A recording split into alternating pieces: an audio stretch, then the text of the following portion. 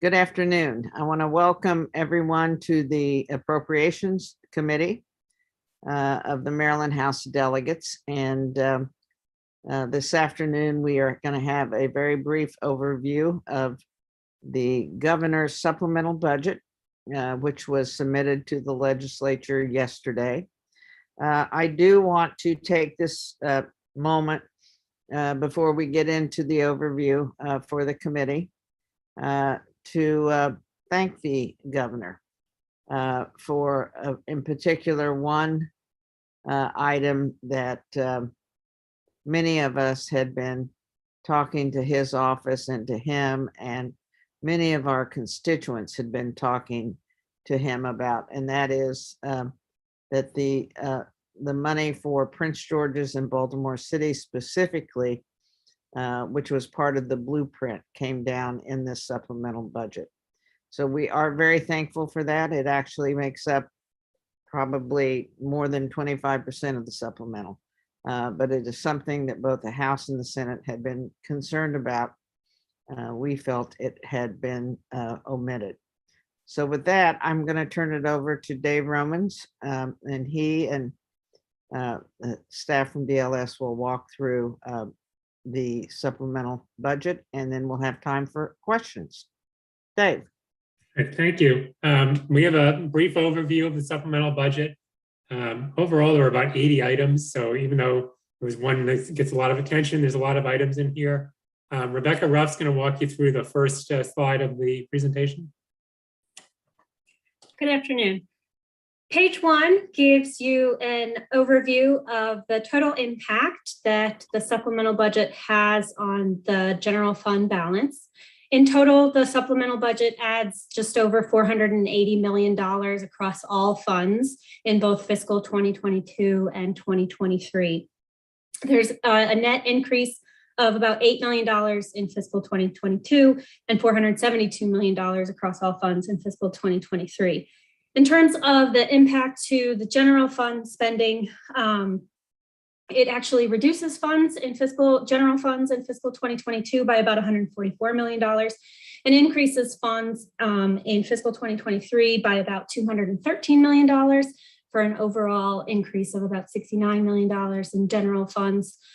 The box in the middle shows you the ending balances in terms of both the cash and the structural balance. So you can see that after accounting for all the actions in supplemental budget number 1, we're looking at a closing cash balance of just under $3.9 billion at the end of fiscal 2022. And the fiscal 2023 balance is about $514 million. This compares to about $584 million at the end of the year based on just the governor's allowance. And also after accounting for the supplemental budget, we're looking at a structural balance of about $158 million, whereas previously it had been scored at about $300 million. All right, so the next slide gives you sort of the big picture on the budget, if you will, on the supplemental budget. The biggest single item is the education effort adjustment, which is funded as was expected at $125.5 million. That's the 99 million or so for Baltimore City and about 26 and change for Prince George's County. It is interesting to note that the administration funded that with general funds, not the Blueprint Fund, which is helpful to the longer term health of the Blueprint Fund.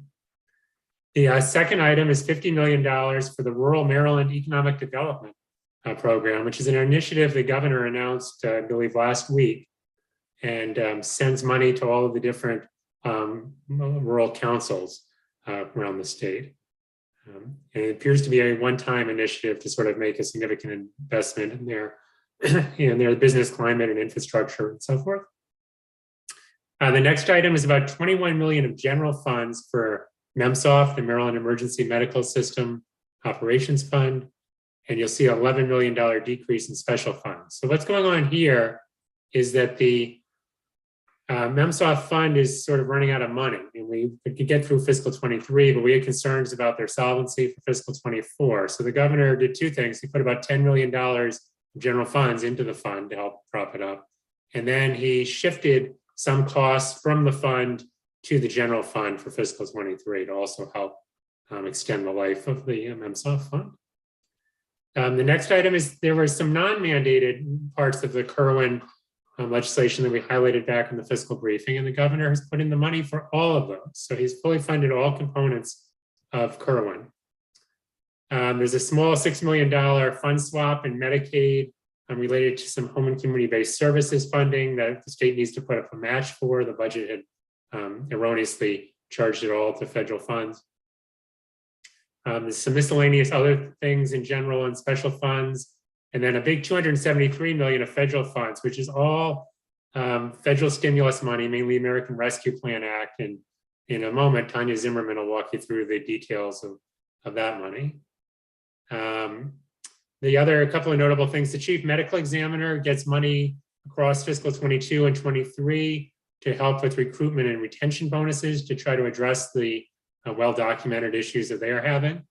And then finally, the governor has withdrawn $152 million of general funds for Medicaid to recognize the fact that we're getting an additional quarter of federal Medicaid match. So he adds the federal funds, takes out the general funds. That's all in fiscal 22. So bottom line is the general fund impact of the supplemental, as Rebecca talked about, is about $69 million. Special funds is actually a slight decrease because of the MEMSOF money coming out. And then we're seeing a substantial increase in federal funds because of that enhanced match and a lot of the American Rescue Plan money being added. So Tanya Zimmerman is going to take over and walk you through some more of the nitty-gritty details of the supplemental. Sorry. This first page here shows some of the additional general fund spending. The first three items are all related.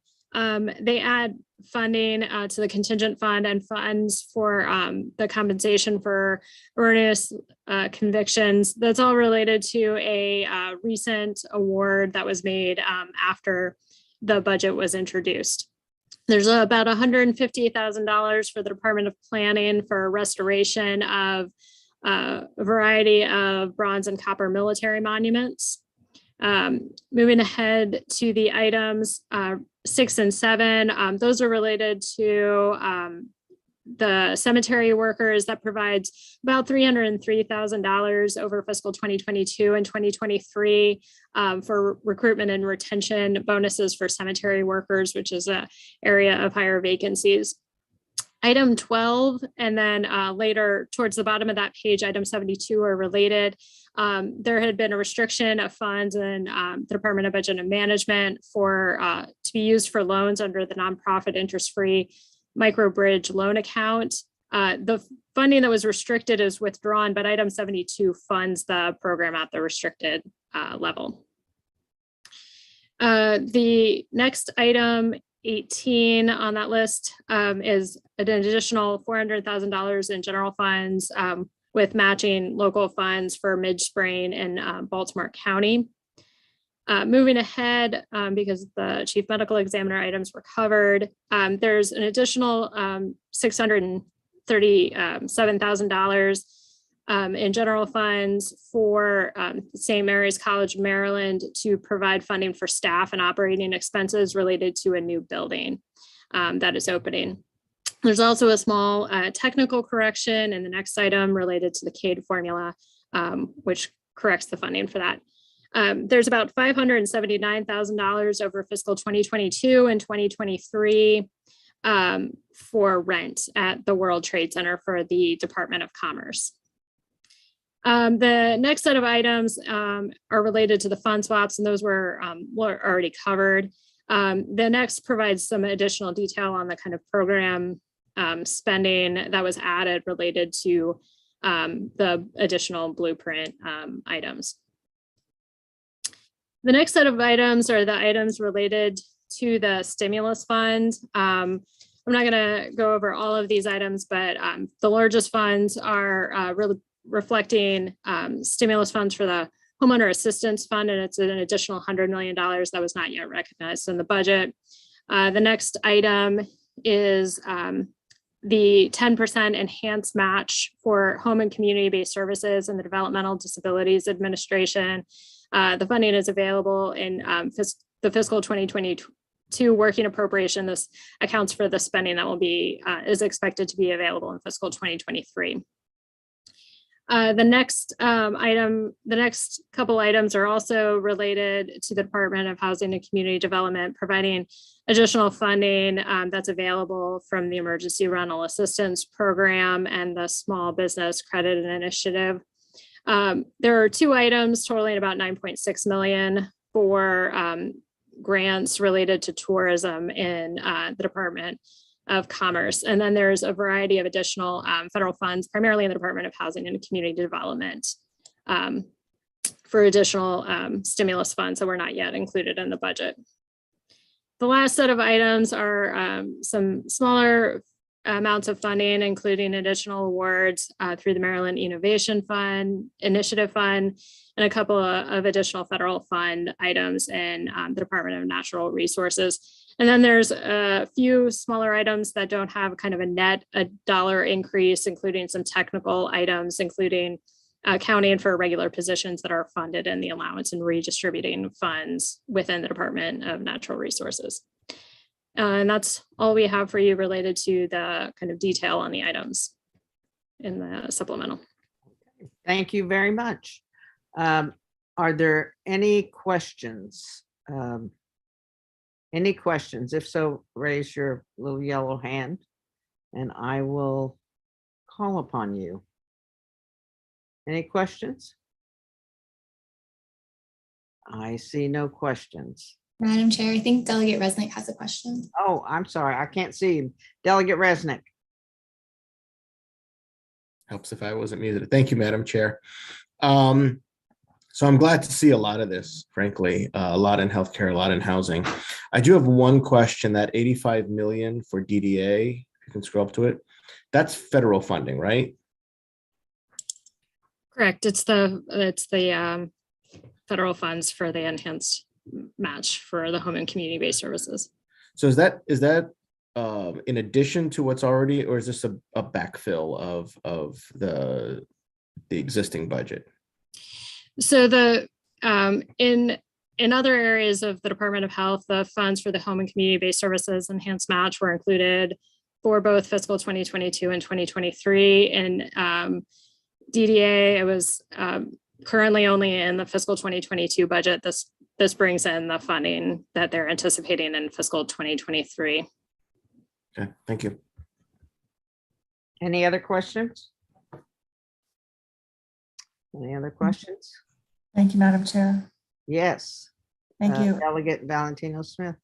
Thank you. Do we have a ledger yet?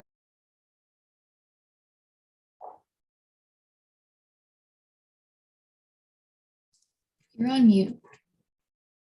Yeah, you're on mute. Gosh, I can't get that right, can I? Do we have a ledger yet on how much the governor still has in terms of available funding from the different tranches of federal money, both, in the various programs of what's left that could still come down?